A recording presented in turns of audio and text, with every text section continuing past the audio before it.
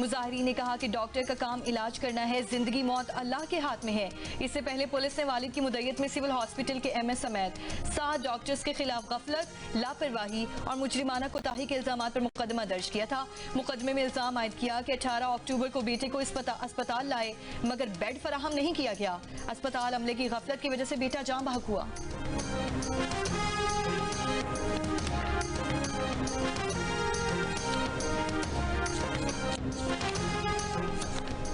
Chief secretary Sindh ने सूबे के किसी भी चिड़ियाघर के लिए गैर मुकामी जानवर खरीदने पर पाबंदी लगा दी। ऐसे जानवरों की खरीदारी पर पाबंदी के लिए सिंध काबीना की समरी तैयार करने की हिदायत। रीच रानों की मुंतकिली के जायजा इजलास में चीफ सेक्रेटरी सिंध ने कहा, रानों को जबरदस्ती या बेहोश करके पिंजरे में मुंतकिल न किया जाए, उसे पिंजरे में आना जाना सिखाया जाए। ब्रीफिंग में बताया गया कि रानों के मुस्बत रवैये को देखते हुए माहिरीन तवक्को कर रहे हैं कि जल्द ही मुंतकिली मुकम्मल हो सकेगी।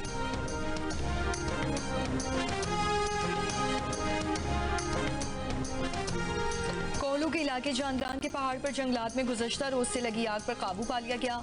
आग बुझाने में लेवीज और महकमे जंगलात के अमले ने हिस्सा लिया। डीसी कोहलू के मुताबिक आग ने पहाड़ पर बड़े रकबे को अपनी लपेट में ले लिया था।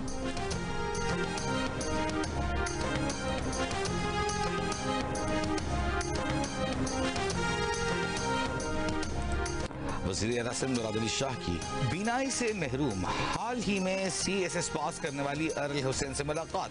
27 साल अरल हुसैन के अज़्म को सराहा, गले लगाकर मुबारकबाद दी। कहा, अरल हुसैन ने साबित किया है कि अगर अज़्म पुख्ता हो तो महरूमी रास्ता नहीं रोक सकती।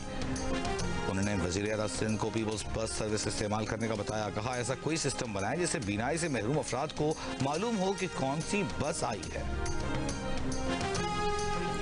सदर और वज़ीर आज़म की तुर्की के यौम जमहूरिया पर मुबारकबाद। सदर आसिफ अली ज़रदारी ने पैगाम में कहा, पाकिस्तान तुर्की के साथ अपनी गैर मुतज़लज़ल यकजहती का इरादा करता है। तुर्की के साथ ताल्लुकात मजबूत और मुतहरिक हैं। वज़ीर आज़म शहबाज शरीफ ने कहा कि पाकिस्तान और तुर्की के ताल्लुकात जगराफियाई और वक्त से बालातर हैं। हमारे ताल्लुकात स्ट्रेटेजिक शराकतदारी के एक नए दौर में दाखिल हो गए हैं। वफाकी वज़ीर दाखिला मोहसिन नकवी ने कहा, सदर तैयब एर्दोगान की मुदब्बिराना क़यादत ने तुर्की को तरक्की और खुशहाली की मंजिल से हमकिनार किया है। वज़ीर आला पंजाब मरियम नवाज ने कहा, पाक तुर्क ताल्लुकात महज दो ममालिक के नहीं बल्कि दो अजीम अक़वाम का बाहमी रबत हैं।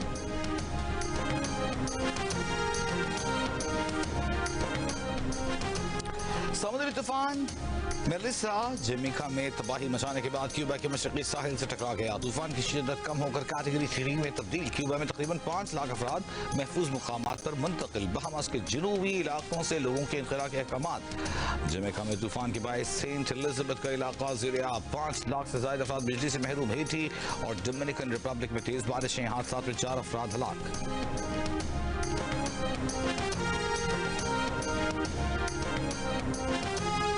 मुत्तहिदा अरब अमारात की रियासत फुजैरा में खातून से 1,95,000 दरहम की चोरी।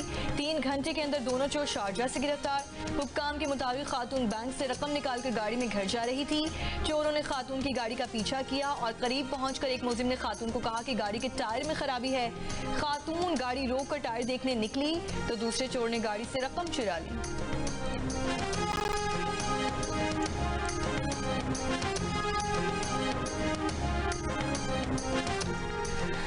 ICC वुमेन्स वर्ल्ड कप के पहले सेमीफाइनल में इंग्लैंड और जनूबी अफ्रीका गुवाहाटी में मद्दे मुकाबिल। इंग्लैंड वुमेन ने टॉस जीतकर फील्डिंग का फैसला किया है। इवेंट का दूसरा सेमीफाइनल इंडिया और ऑस्ट्रेलिया के दरमियान कल खेला जाएगा। फाइनल इतवार को होगा।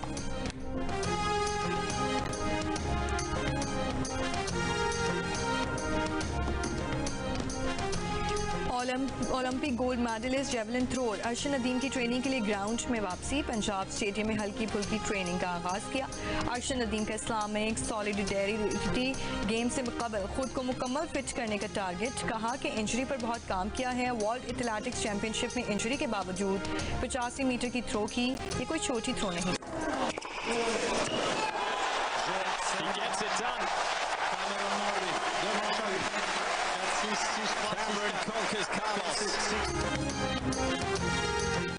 और पेरिस मास्टर्स टेनिस टूर्नामेंट में अपसेट। बरतानिया के कैमरॉन नोरी ने वर्ल्ड नंबर 1 स्पेन के कार्लोस अल्काराज को हराकर लास्ट 16 में जगह बना ली।